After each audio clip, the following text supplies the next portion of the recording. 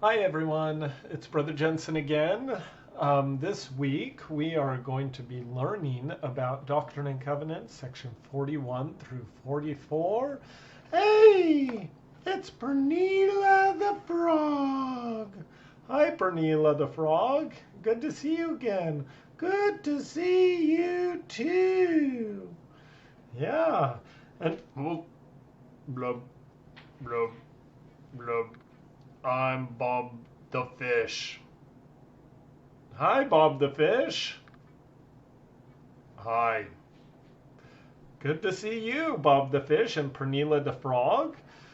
So we were just going to talk a little bit about some of the stuff that was happening in the church here and in these sections. So we learned that the members of the church were gathering in Kirtland, Ohio, just previously. And when they were in Kirtland, Ohio, some of the people were getting confused because some people said they were receiving revelations, even though they weren't the prophet, and they were telling the members of the church things to do. What? That doesn't make much sense to me. Me either. Yeah, well, back at the time, they were a little confused, and so they went to the prophet Joseph Smith and asked Joseph Smith how things were supposed to be. Who does receive revelation for the church? Now, I don't rightly know. Maybe you can tell me. Well, what the Lord said in section 43 is that the revelation would come through his prophet. At the time, it was Joseph Smith. In verse 3 of section 43, it says, "And this ye shall know assuredly, that there is none other appointed unto you to receive commandments and revelations until he be taken, if he abide in me." And in verse 7 it says, "For verily I say unto you, that he that is ordained of me shall come in at the gate, and be ordained as I have told you before, to teach those revelations which you have received, and shall receive through him whom I have appointed." What does that mean? Well, that's a good question, Bob. That means that the Lord has one person on the earth that he has appointed and ordained to hold all the keys to receive revelation for the church. And that person is the prophet. So, like I said, in those days, it was Joseph Smith. He was the first prophet of the Restoration. But those keys have been passed down. And, for example, today, the prophet is Russell M. Nelson. So Russell M. Nelson has been ordained and has the authority to receive revelation for the entire church. And it is only through him that revelation for the entire church will come. Woo, that's pretty cool. I like Russell M. Nelson. He's a cool guy. He is Pernilla the Frog. Yeah, I feel happy when I follow the prophet. Well, good. You should feel happy when you follow the prophet.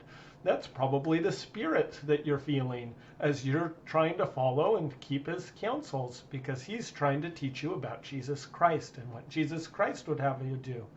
And that's what Joseph Smith was trying to have the members of the church there in Kirtland do too. Right before that,